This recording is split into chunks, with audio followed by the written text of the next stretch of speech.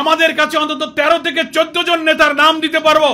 আপনারা তদানীন্তন মুক্তির যুদ্ধের সময় যারা অখণ্ড পাকিস্তানের পক্ষে ছিলেন, স্বাধীনতার বিরোধিতা করেছিলেন, সেই সমস্ত লোকদেরকে এই দেশের প্রেসিডেন্ট বানানো হয়েছে, প্রধানমন্ত্রী বানানো হয়েছে, মন্ত্রী বানানো হয়েছে, এমপি বানানো হয়েছে।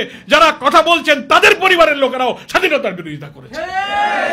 জামাত ইসলামকে আপনি গালি দেবেন, তা আপনি আয়নায় নিজের চেহারাটা দেখেন না যে আমি কে, আমার অরিজিন কি। ফ্যাসিবাদ বিরোধী সংগ্রামের সকল রাজনৈতিক দলের কাছে আমার আকুল আবেদন থাকবে, আসুন নিজেদের এই বিভেদ বিতর্ক টানার দরকার নাই। আপনি যখন দাঁড়িয়ে এই পুরানো ইস্যু নিয়ে কথা বলবেন জামাত ইসলামের বিরুদ্ধে, আয়নায় দাঁড়িয়ে আপনি আপনার রাজনৈতিক ইতিহাসটা একটু দেখবেন। আপনার মুরব্বীরা কি বলে গেছেন, যতদিন আমি আপনার সঙ্গে থাকি তখন আমি আপনার সঙ্গী, যেই থাকি না সেই জঙ্গি। এই স্লোগানটা ভুলে যান। এখন আর এই 54 বছর পরে এই নতুন নিউ জেনারেশন আপনার এই ভাঙা রেকর্ড বাজালে এই গান আর এই জাতি শোনে না। এটা মানুষ আর খায় না। দিল্লি একটা ঢোলের বাড়ি দেয় আর এই দেশের নাচুনি বুড়িরা নেচে তখন ওই সব পুরনো কাসুন্দি টানে। এই মানবতা বিরোধী অপরাধ যারা করেছে, হাজার হাজার লোককে যারা খুন করেছে, মৃত লাশ আগুনে পুড়িয়ে যারা ছাই করেছে, হেলিকপ্টার থেকে শিশুকে যারা হত্যা করেছে, এই ইতিহাসের বর্বরতম খুনিদেরকে ট্রাইব্যুনালে যে মামলা হয়েছে, বিচার শুরু হয়েছে, এই বিচার দৃশ্যমান হওয়া চাই। যারা এই সংখ্যালঘুদের কার্ড, 71-এর কার্ড নিয়ে বাংলাদেশের রাজনীতির চেতনা নিয়ে খেলতে চেয়েছেন, শেখ হাসিনাকেও কিন্তু বিদায় নিতে হয়েছে। যারা এই কার্ড নিয়ে জামাত ইসলামকে নিয়ে আগুন নিয়ে যারা খেলবেন, তাদেরকে নির্মমভাবে কিন্তু বিদায় নিতে হবে, মনে রাখবেন। আসসালামু আলাইকুম ওয়া রাহমাতুল্লাহি ওয়া বারাকাতুহু। আলহামদুলিল্লাহি রাব্বিল আলামিন, সালাতু ওয়াস সালামু আলা সাইয়্যিদিল মুরসালিন ওয়া আলা আলিহি ওয়া সাহবিহি আজমাইন। বাংলাদেশ জামাত ইসলামের ঢাকা মহানগরী দক্ষিণের উদ্যোগে আয়োজিত মহান জাতীয় ও স্বাধীনতা দিবস উপলক্ষে এই আলোচনা সভায় প্রিয় ভাজন সভাপতি, ঢাকা মহানগরী দক্ষিণের সম্মানিত নায়েবে আমির অ্যাডভোকেট ডক্টর হেলাল উদ্দিন, আপনারা দেখছেন আমাদের মঞ্চে আমাদের এই আলোচনা সভার অন্যতম বিশেষ অতিথি সহকারী সেক্রেটারি জেনারেল মৌলানা রফিকুল ইসলাম খান, সহকারী সেক্রেটারি জেনারেল মৌলানা আব্দুল হালিম, ঢাকা মহানগরীর সেক্রেটারি, কেন্দ্রীয় গণপরিষদের সদস্য, আজকের এই আলোচনা সভার সঞ্চালক জননেতা ডক্টর শফিকুল ইসলাম মাসুদ, সহকারী সেক্রেটারি দেলোয়ার হোসেন সহ মহানগরী জামাতের সংগ্রামী নেতৃবৃন্দ এবং আমাদের আজকের এই আলোচনা সভায় প্রিয় সাংবাদিক এবং গণমাধ্যমের সাথে সম্পৃক্ত বন্ধুগণ এবং সুধীবৃন্দ, আমার প্রিয় দিনী ভাইরা, আমরা দীর্ঘ সময় ধরে আমাদের নেতৃবৃন্দের কাছে মহান এই জাতীয় স্বাধীনতা দিবসের উপরে কিছু বক্তব্য আমরা শুনেছি। আমাদের জন্য এটা দুর্ভাগ্যজনক যে যারাই আমরা বাংলাদেশে আল্লাহ তাআলার দ্বীনকে বিজয়ী করতে চাই, বিশেষ করে জামাত ইসলামের এই অপ্রতিরোধ্য ইসলামী আন্দোলনের অগ্রযাত্রা, জনপ্রিয়তা, গণজাগরণকে প্রতিরোধ করার জন্য সবসময় একটা শক্তি, সবসময় একটা মহল স্বাধীনতা আর মুক্তিযুদ্ধকে জামাত ইসলামের বিপক্ষে দাঁড় করাবার একটা অপপ্রয়াস, একটা অপচেষ্টা তারা করে থাকেন এবং এটা খুব দুঃখজনক। আওয়ামী লীগ তো এ কাজে খুব সিদ্ধহস্ত। সেই আওয়ামী রেজিম তো বিদায় নিয়েছে, তারা এখন রাজনীতির সভামঞ্চে, মিটিংয়ে, বক্তব্যে, বিবৃতিতে, মিছিলে কথা বলার আর অফিসিয়াল সুযোগ পাচ্ছেন না। চোরাগুপ্তা কথাবার্তা তো আছেই, আমরা সেটাকে মূল্য নাই দিলাম। কিন্তু আওয়ামী লীগ ছাড়াও ফ্যাসিবাদ বিরোধী এই সংগ্রামে আমরা যারা রাজপথে ছিলাম, দুর্ভাগ্যজনক হলেও সেই সংগ্রামী নেতাদের মধ্য থেকেও কিছু লোকের জামাত বিরোধিতার কথাগুলো, ভাষাগুলো আওয়ামী ফ্যাসিবাদের ভাষার সাথে হুবহু মিলে যায়। তারা যে ভাষায় কথা বলতেন, এখন কিছু কিছু নেতা এবং নেতৃত্বের বক্তব্য একেবারে একই সুর। কিন্তু তারা ভুলে যান যে জামাত ইসলামী যখন স্বৈরাচার বিরোধী, ফ্যাসিবাদ বিরোধী, গণতন্ত্রের জন্য ভোটাধিকারের আন্দোলনে যখন তাদের সঙ্গে যখন আমরা থাকি তখন বলে আমাদের সঙ্গী, আর যখন কোনো কারণে তাদের সঙ্গে আমরা না থাকি বলে এরা জঙ্গি। আমার কথাটা বুঝেছেন? সঙ্গে থাকলে সঙ্গী, সাথে না থাকলে জঙ্গি। সাথে থাকলে আমাদের সব গুনাহ মাফ। না আমার বলতে চাই না, জনগণ তো চেনে তাদেরকে। তো আমার কথা হলো যে জামাত ইসলামী বাংলাদেশের মহান স্বাধীনতা এবং মুক্তিযুদ্ধকে সবসময় ধারণ করে। আমাদের সংবিধানের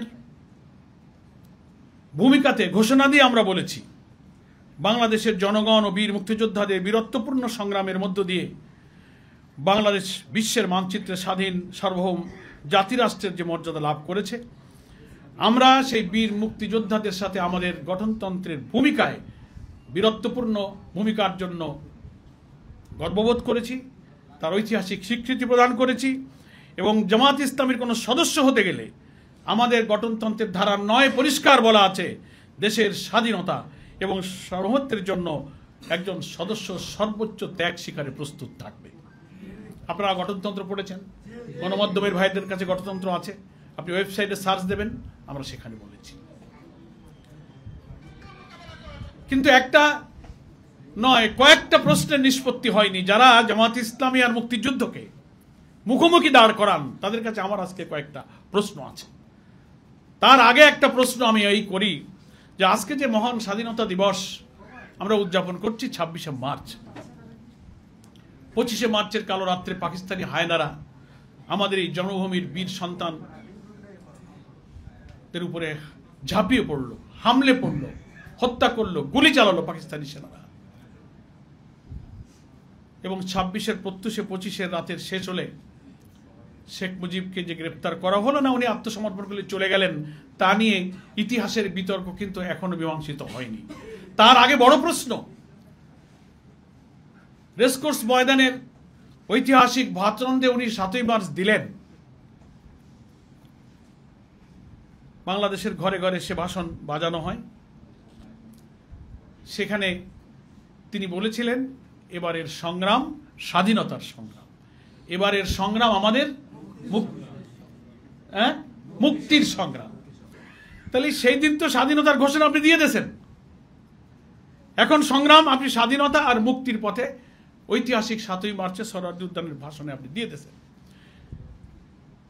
তাদের ভাষায় একজন স্বাধীনতার সংগ্রামের নেতৃত্বদানকারী ব্যক্তি যখন দেশবাসীর সামনে স্বাধীনতার সংগ্রাম, মুক্তি সংগ্রামের চূড়ান্ত ঘোষণা যদি দিয়ে দেন, তারপর থেকে আবার সেই হামলাকারী হায়না পাকিস্তানি শাসকদের সাথে আলোচনায় বসলেন কেন? এই প্রশ্নের জবাব আজও আওয়ামী লীগ দেয়নি।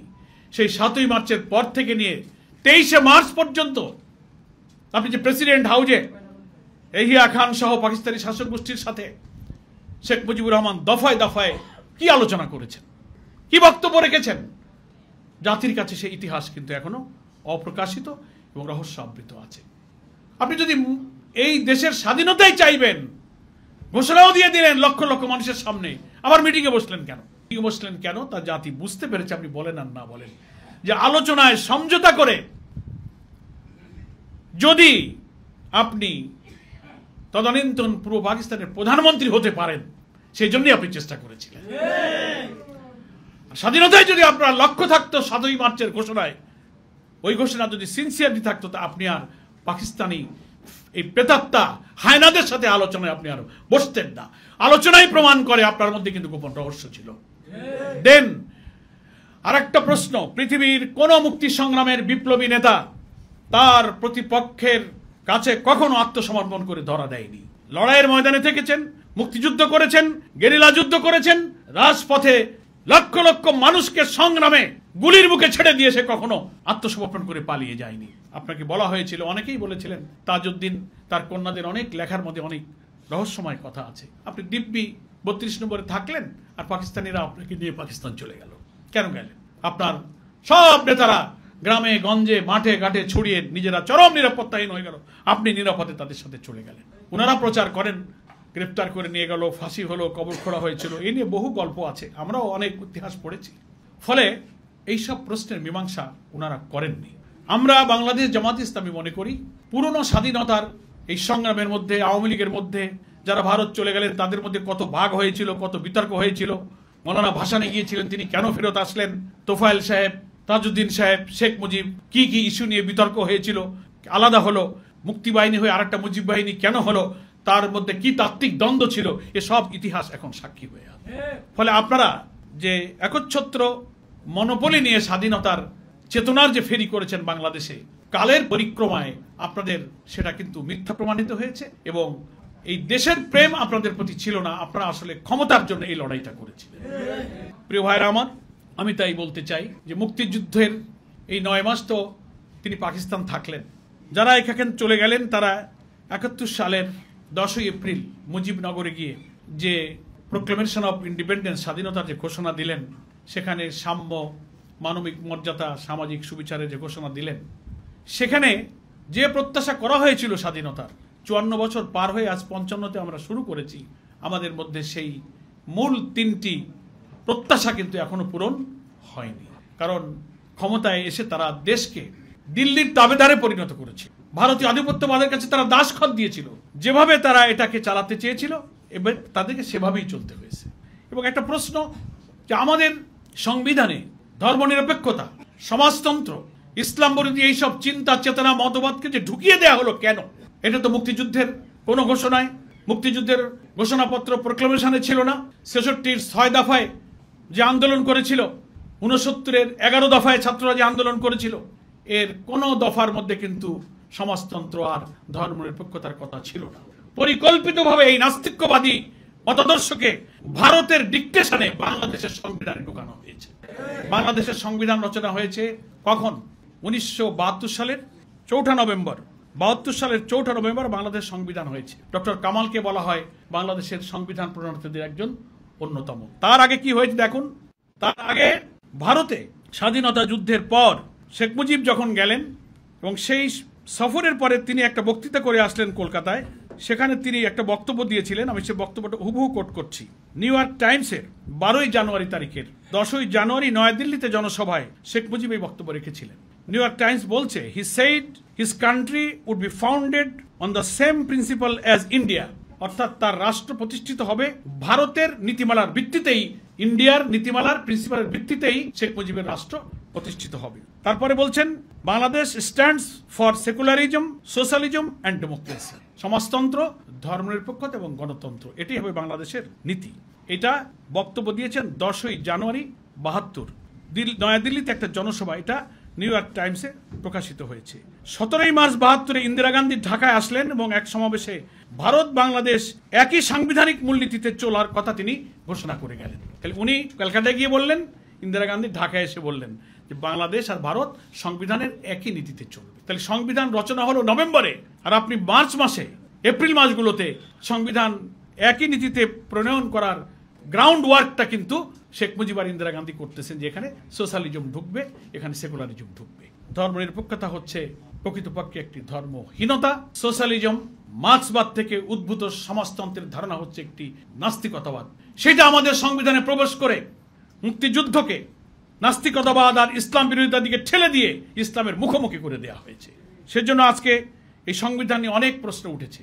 সংবিধানের মূলনীতি, প্রিয়াম্বেল, এই সমস্ত অনেক কিছু আমাদেরকে পরিবর্তন করতে হবে। প্রিয় ভাইরা আমার, আমরা সেজন্য মনে করি যে আমাদের এই স্বাধীনতা যথার্থই, মুক্তিযুদ্ধের সেক্টর কমান্ডার মেজর জলিল বই লিখেছেন এবং বক্তব্যে বলেছেন যে অরক্ষিত স্বাধীনতাই পরাধীনতা, একটা বই লিখেছেন। উনি একজন সেক্টর কমান্ডার ছিলেন এবং স্বাধীনতার পরে মেজর জলিলই ছিলেন প্রথম রাজবন্দী, তাকে গ্রেফতার করা হয়েছিল। কেন?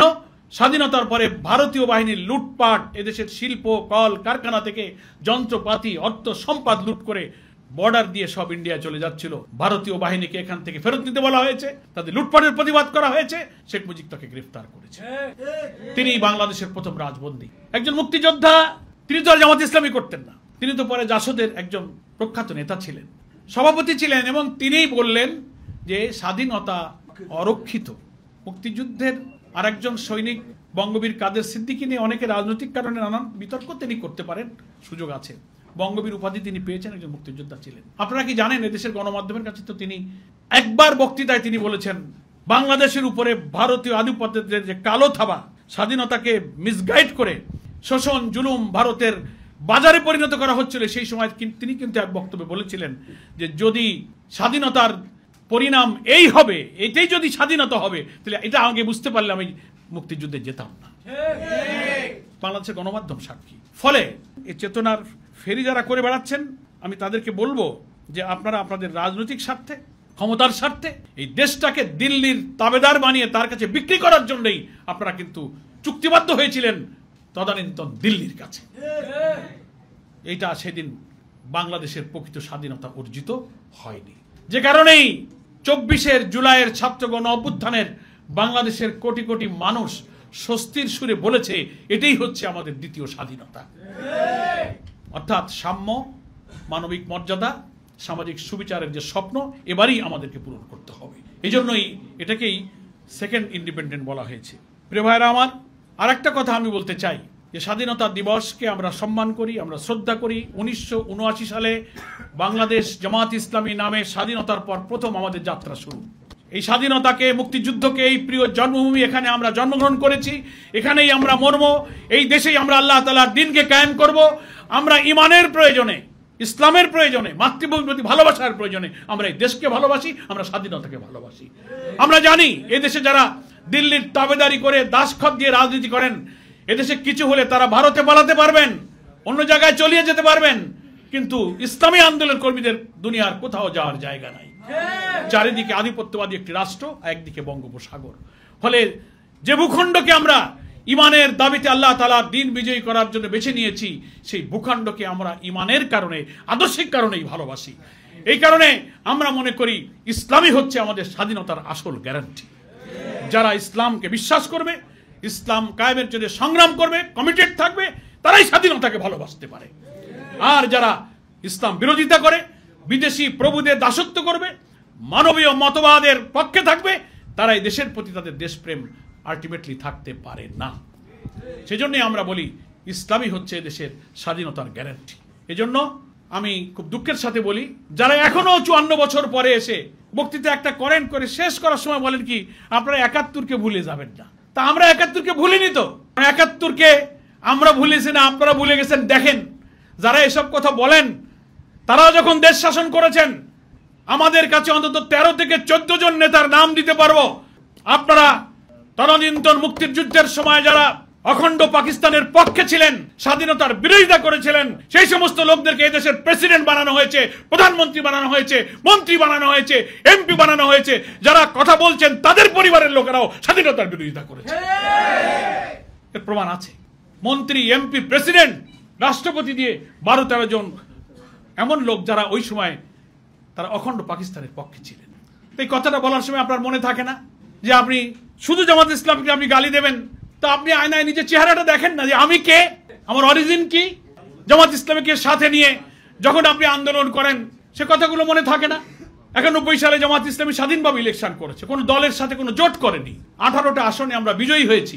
বিজয়ী হওয়ার পরে আমরা দেখলাম ভারতীয় আধিপত্যবাদ থেকে মুক্ত রাখার জন্য জাতীয়তাবাদী এবং ইসলামী শক্তির প্রতিনিধি হিসেবে আমরা বিএনপিকে, বেগম জিয়া অনুরোধ করলেন, আমাদের আমিরের কাছে তারা দরবার করলেন, আমরা সরকার গঠনে আমরা নিঃশর্ত সমর্থন দিলাম। না কোনো মন্ত্রী চাইলাম, না কোনো এমপি চাইলাম, না কোনো পদ কর্মী চাইলাম, এক কাপ চাও আমরা খাইনি। দেশের স্বার্থে আমরা সেদিন রাষ্ট্র গঠনে সাহায্য করেছি।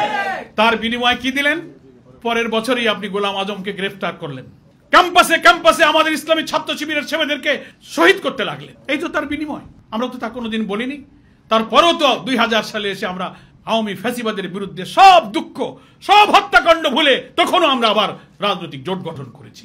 অধ্যাপক গোলাম আজম, বেগম খালেদা জিয়া, শাইখুল হাদিস আল্লামা আজিজুল হক, হোসেন মোহাম্মদ এরশাদ, ঐতিহাসিক রাজনৈতিক প্রয়োজনে 4টি মহান ব্যক্তিত্ব, যার 3 জন দুনিয়া থেকে গেছেন, 1 জন বেঁচে আছেন। সেই ইতিহাস সাক্ষী। আজকে যারা এই বক্তব্য দেন সেই ইতিহাসের দিকে তাকিয়ে দেন, কেন সেদিন জোট করেছিলেন? বক্তৃতার পরে যে মীমাংসিত সব বিষয়গুলো নতুন করে টানতে চান, বক্তৃতার সময় কথাগুলো মনে থাকে না। রফিকুল ইসলাম খান ভাই বলেছেন 71-এর স্বাধীনতার ইস্যুটা কিন্তু, যাকে বাংলাদেশের স্বাধীনতার স্থপতি আপনারা বলেন, সেই শেখ মুজিবুর রহমানের জীবদ্দশায় কিন্তু 71-এর বিষয়টা তিনি মীমাংসা করে গেছেন। ইট ওয়াজ ডিসাইডেড ম্যাটার। এটা একটা মীমাংসিত বিষয়। সিমলা চুক্তি, ত্রিদেশীয় চুক্তি, তখন ভারতের পররাষ্ট্রমন্ত্রী ছিলেন শরণ সিং, পাকিস্তানের পররাষ্ট্রমন্ত্রী ছিলেন আব্দুল আজিজ, বাংলাদেশের পররাষ্ট্রমন্ত্রী ছিলেন ডক্টর কামাল হোসেন। 3 জন পররাষ্ট্রমন্ত্রী চুক্তিতে আবদ্ধ হয়ে ফরগিভ অ্যান্ড ফরগেট, দ্বিধাদ্বন্দ্ব ভুলে আমরা স্বাধীন হয়েছি, দেশে ভালো মিলেমিশে থাকবো, আমাদের আর কোনো পক্ষ বিপক্ষ থাকবে না। কোলাবোরেটর অ্যাক্টকে বাতিল করে দিলেন, জেনারেল অ্যামনেস্টি ঘোষণা করলেন, 195 জন পাকিস্তানি যুদ্ধ অপরাধী সেনা অফিসারকে মুক্তি দিয়ে দিলেন, 73 ওয়ার ক্রাইম ট্রাইব্যুনাল অ্যাক্টের আইন করলেন। যারা সেনাবাহিনী যোদ্ধা করেছে, যুদ্ধর সাথে যারা জড়িত তারাই ছিল সেদিনকার যুদ্ধ অপরাধী, কিন্তু যারা যুদ্ধ করেনি, যারা কোনো বাহিনীর সদস্য ছিল না, বেসামরিক রাজনৈতিক নেতা মৌলানা নিজামী, মুজাহিদ, কামরুজ্জামান, কাদের মোল্লা, মীর কাসেমকে যুদ্ধ অপরাধী বানালেন, যারা সেদিন কোনো বাহিনীর সদস্য ছিল না, যারা কোনোদিন যুদ্ধ করেনি, শুধুমাত্র পলিটিক্যাল ব্যাড ইন্টেনশনে যুদ্ধ অপরাধীদের তালিকা সংশোধন করে, আইন সংশোধন করে, ল অফ এভিডেন্স সংশোধন করে তাদেরকে তালিকায় এনে আপনি তাদেরকে ফাঁসি দিয়ে হত্যা করলেন। এটা ছিল রাজনৈতিক উদ্দেশ্যে একটা জুডিশিয়াল কিলিং আপনারা করেছেন। আমি এগুলো আজকে বলতাম না, দুঃখ পাই 54-55 বছর পরে শেখ মুজিবুর রহমান কর্তৃক মীমাংসিত ব্যাপারের পরে আজকে আবার নতুন করে আপনি জাতিকে বিভক্ত করার জন্য। ভাই, আমাদের অনেক পরে মালয়েশিয়া, সিঙ্গাপুরের মতো দেশেরা স্বাধীন হয়েছে। সবসময় রাজনৈতিক প্রশ্নে অনেক বিভক্তি থাকতে পারে, পক্ষে বিপক্ষে। স্বাধীনতার পরে সবাই কিন্তু একসাথে মিলেমিশে দেশ গড়ে, কিন্তু আমরা 54 বছর পরেও শুধুমাত্র দলীয় হিত স্বার্থে আমরা মীমাংসিত বিষয়গুলোকে টেনে এনে ক্ষত সৃষ্টি করে জাতির মধ্যে বিভক্তি এবং অনৈক্য তৈরি করার চেষ্টা করছি। এই জাতিকে গড়া যাবে না। এই জন্য আমরা বলি, জুলাইয়ের গণ অভ্যুত্থানে যে জাতীয় ঐক্যের ইস্পাত কঠিন নমুনা আমরা দুনিয়াকে দেখিয়েছি, আসুন সেই জাতীয় ঐক্যের ভিত্তিতে আমরা এই দেশটা আর একবার গড়ার জন্য পরিশ্রম করি, প্রচেষ্টা চালাই। ফ্যাসিবাদ বিরোধী সংগ্রামের সকল রাজনৈতিক দলের কাছে আমার আকুল আবেদন থাকবে, আসুন নিজেদের এই বিভেদ বিতর্ক টানার দরকার নাই। আপনি যখন দাঁড়িয়ে এই পুরানো ইস্যু নিয়ে কথা বলবেন জামাত ইসলামের বিরুদ্ধে, আয়নায় দাঁড়িয়ে আপনি আপনার রাজনৈতিক ইতিহাসটা একটু দেখবেন। আপনার মুরব্বীরা কি বলে গেছেন? তারা জোট করার সময়, রাজনীতির সময়, ভোটের সময়, সরকার গঠনের সাহায্যের সময়, রাষ্ট্রপতি নির্বাচনের সময় আন্দোলনে একসাথে হাতে হাত ধরে গুলির মুখে জীবন দিয়ে যখন লড়াই করেছেন, তখন এইসব পুরনো কথা মনে ছিল না? এই কথাগুলো আয়নায় দাঁড়িয়ে একটু ভাববেন। আমরা সব রাজনৈতিক নেতারা বক্তৃতা করার সময় একটা নীতিগত কথা বলে থাকি, ব্যক্তির চেয়ে দল বড়, দলের চেয়ে দেশ বড়, বলি না? এই কথাটা বলার সময় আমরা বলি, কিন্তু কার্যত দেশের চেয়ে দল বড়, দলের চেয়ে ব্যক্তি বড় কথা কাজে কিন্তু সেটাই এখন অনেকেই দেখাচ্ছেন। একথা কেন বলেন? আমি বলবো, হ্যাঁ, দল ভিন্ন হলে ভিন্ন ভিন্ন মত থাকতে পারে, কিন্তু জাতির ন্যাশনাল কিছু কমন ইস্যু তো আছে। আমার স্বাধীনতা, আমার অখণ্ডতা, আমার আধিপত্যবাদ বিরোধী চেতনা, দুর্নীতিমুক্ত সমাজ, সততা, ন্যায়নিষ্ঠবাদ, সাম্য, সামাজিক সুবিচার, ন্যায় নীতির উপর রাষ্ট্র প্রতিষ্ঠা। এ ব্যাপারে তো কোনো দলের মধ্যে দ্বিমত নাই। আমরা এই জায়গায় এক থাকি। চট করে কিছুদিন পর, যতদিন, ওই যে আমি আবার বলেছি, যতদিন আমি আপনার সঙ্গে থাকি তখন আমি আপনার সঙ্গী, যেই থাকি না সেই জঙ্গি। এই স্লোগানটা ভুলে যান। এখন আর এই 54 বছর পরে এই নতুন নিউ জেনারেশন আপনার এই ভাঙা রেকর্ড বাজালে এই গান আর এই জাতি শোনে না। এটা মানুষ আর খায় না। ওরাই তো দেখেছে 91, ওরা 2001 দেখেছে, ওরা দেখেছে। এগুলো পুরনো গান আর মানুষ শুনতে চায় না। ওই গাজী কালু, চম্পাবতী, সিরাজউদ্দৌলার গানের রেকর্ড শুনতাম ছোটবেলায়। এখন ওই গান বাজালে কি নতুন প্রজন্ম শোনে? এখন নতুন গান বাজান, ওই পুরনো গান আর এই জাতি শুনতে চায় না। এ কথাগুলো বলতে আমার দুঃখ লাগছে। কোনো ইস্যু যেন উস্কে না দিই, এটা আমাদের খেয়াল রাখতে হবে। যিনি বক্তৃতা করবেন তিনি তার প্রিভিয়াসটা নিয়ে ভাববেন। আমি, আমার পরিবার, কাদের সাথে আমার বন্ধুত্ব, কাদের সাথে রাজনীতি করেছি, তখন কি ব্যাখ্যা দিয়েছি, এখন আবার আরেকটা কি ব্যাখ্যা দিই। তো এগুলো তো সব আওয়ামী চরিত্র। আওয়ামী লীগের লোকেরা এইসব ইস্যু টেনে এনে আলেম ওলামা, হাজার হাজার লোককে কারাগারে ঢুকিয়েছে। আলেম ওলামা, পীর, মাশায়েখ সমস্ত ব্যক্তিদেরকে ফাঁসি দিয়েছে, জঙ্গি বলেছে, মুক্তিযুদ্ধের ইস্যু টেনে এনেছে। যখনই ভারতীয় আধিপত্যবাদী আগ্রাসনের বিরুদ্ধে আমরা কথা বলি, বলে এরা জঙ্গিবাদ। সেজন্যই তো এই যে তুলসী গ্যাবার্ড, মার্কিন যুক্তরাষ্ট্রের যিনি ইন্টেলিজেন্সের চিফ, ইন্ডিয়া এসে কথা বললেন আর ভারতীয় গণমাধ্যম ফলো করলো। সংখ্যালঘুরা তাদের ভাষায় নিরাপদ নয়, একটা ট্রাম্প কার্ড চালায় দিয়ে দেশকে অস্থির করার চেষ্টা করলেন। আজকের গণমাধ্যমে দেখেছেন আপনি, ইন্ডিয়া টুডেতে নিউজ ছাপা হয়েছে। ভারতের পত্রিকায় তারা বলছে বাংলাদেশের আভ্যন্তরীণ ব্যাপার, ইউনূসের বিরুদ্ধে গণ অভ্যুত্থান হতে যাচ্ছে, সেই অভ্যুত্থানের ব্যাপারে সেনাবাহিনীতে জরুরি সামরিক বাহিনীর মিটিং হয়েছে। এইসব ভুয়া কথাবার্তা, ভুয়া সাবজেক্ট আপনি কোথা থেকে পান? আর এই নিউজগুলো ছেপে দিয়ে বাংলাদেশের অন্তর্বর্তীকালীন সরকার যে আর দেশ চালাতে পারছে না, তারা ব্যর্থ, হাসিনা ছাড়া এই দেশের আর শান্তি হবে না, এই থিম দেওয়ার জন্য কি এই সমস্ত নিউজ? ভারতীয় মিডিয়া এডিটোরিয়াল, পোস্ট এডিটোরিয়াল লিখে দুনিয়াকে বিভ্রান্ত করেন। আলটিমেটলি ভারতীয় আধিপত্যবাদী দিল্লির আধিপত্যবাদী শক্তির কাছে সবচেয়ে বড় শত্রু হচ্ছে আমাদের দেশপ্রেমিক সেনাবাহিনী। আমাদের সেনাবাহিনী যদি মজবুত থাকে, ভারত এটা নিয়ে সন্তুষ্ট থাকে, তার স্বার্থ হাসিল করা যায়। এই দেশকে ভালোবেসে আমাদের দেশপ্রেমিক সেনাবাহিনী যদি দেশ এবং মানুষের সাথে মিশে থাকে, ওইটা দিল্লির আধিপত্যবাদীর সহ্য হয় না বলে এখন তারা আভ্যন্তরীণ মধ্যে খোঁচা দিয়ে আমাদের মধ্যে একটা বিভেদ অনৈক্য তৈরি করতে চায়। আর দুঃখজনক যে কিছু কিছু রাজনৈতিক নেতা সেই গানের সাথে তাল দেয়। ওই গ্রামে কথা আছে না যে এমনি তো নাচু নেবুড়ি, তারপরে আবার ঢোলের বাড়ি। তো দিল্লি একটা ঢোলের বাড়ি দেয় আর এদেশের নাচু নেবুড়িরা নাচে, নেচে তখন ওই সব পুরনো কাসুন্দি টানে। তো এটা স্বাধীনতার চেতনা না। আমাদের হাজার হাজার লক্ষ লক্ষ লোক মুক্তিযুদ্ধে যে জীবন দিয়েছে, রক্ত দিয়েছে, 24শে জুলাইয়ের গণ অভ্যুত্থানের রক্ত দিয়েছে একটা সুন্দর বাংলাদেশ গঠনের জন্য। আমি আশা করি আসুন আর যেন রক্ত দিয়ে, একসাগর রক্ত দিয়ে আর আমাদের মানুষকে, পিতাহারা, স্বামীহারা, সন্তানহারা মানুষের এই অশ্রু, এই রক্ত যেন আর দেখতে না হয়। সামনে জাতীয় নির্বাচন। গতকালকে প্রধান উপদেষ্টা জাতির উদ্দেশ্যে ভাষণে তিনি নির্বাচনের একটা টেন্টেটিভ আইডিয়া আবার দিয়েছেন। বলছেন যে ডিসেম্বর থেকে জুন। আমরা পরিষ্কার বলতে চাই, জামাত ইসলামী প্রথম থেকেই বলেছে নির্বাচনের মাস, ক্ষণ, দিন, বছর জামাত ইসলামী কখনো বেঁধে দেয়নি। আমরা বলেছি এই সরকারের টেন্টেটিভ আইডিয়ায় তিনি যখন নির্বাচন করতে প্রয়োজনীয় সংস্কারগুলো শেষ করে নির্বাচন অবাধ, নিরপেক্ষ এবং গ্রহণযোগ্য করার মতো করে নির্বাচন যখনই উনি করতে পারবেন, আমরা সেই নির্বাচনে রাজি আছি। জামাত ইসলামী সেই নির্বাচনে প্রস্তুত। আমি খুব তাড়াহুড়ো করলাম অথবা লম্বা সময় দিলাম, time is not important. Important হচ্ছে ইলেকশনটা নিরপেক্ষ হবে কিনা। তার আগে এই মানবতা বিরোধী অপরাধ যারা করেছে, হাজার হাজার লোককে যারা খুন করেছে, মৃত লাশ আগুনে পুড়িয়ে যারা ছাই করেছে, হেলিকপ্টার থেকে শিশুকে যারা হত্যা করেছে, এই ইতিহাসের বর্বরতম খুনিদেরকে ট্রাইব্যুনালে যে মামলা হয়েছে, বিচার শুরু হয়েছে, এই বিচার দৃশ্যমান হওয়া চাই। বিচার না করে অপরাধীদেরকে আপনি যদি শাস্তি না দিয়ে আপনি নির্বাচনের নামে তাড়াহুড়ো করে পার হয়ে যেতে চান, বলা যায় না আধিপত্যবাদী শক্তিরা কিন্তু এখানে আবার স্পেস খুঁজে নেবে। ইনক্লুসিভ ইলেকশনের নামে ওনারা আওয়ামী লীগকে অ্যাডজাস্ট করতে চান। এই 6-7 মাসেই আপনি ভুলে গেলেন কি করেছেন। এখনো তো গণমাধ্যমে, টেলিভিশনে সেই ভিডিওগুলো, লাশগুলো গাড়ি থেকে কি করে ফেলছে, কি করে গুলি করছে, আমার ছাত্ররা কি করে আহাজারি করছে ফুটপথে, সেই দৃশ্য আপনি 7 মাসে ভুলে গেলেন। আপনি এক্ষুনি বলেন আওয়ামী লীগকে আপনি অ্যাডজাস্ট করবেন। বিচার হবে, জনগণ সিদ্ধান্ত নেবে তাদের কি হবে। তারা যে অপরাধ করেছে এই আইনে তাদের বিচার করা ছাড়া আপনি এই দেশের রাজনীতির আভ্যন্তরীণ সুস্থ পরিবেশ কখনো ফেরাতে পারবেন না। ফলে প্রয়োজনীয় সংস্কার চাই, মানবতা বিরোধী অপরাধীদের বিচার চাই, তারপরে আমরা গ্রহণযোগ্য নির্বাচন চাই। সরকারকে তার যথার্থ সময় উপযুক্ত সংস্কার শেষে তিনি যখন নির্বাচন করতে পারবেন, সেই নির্বাচনে অংশগ্রহণের জন্য জামাত ইসলামী প্রস্তুত আছে। আমরা কোনো অস্থিরতা তৈরি করতে চাই না।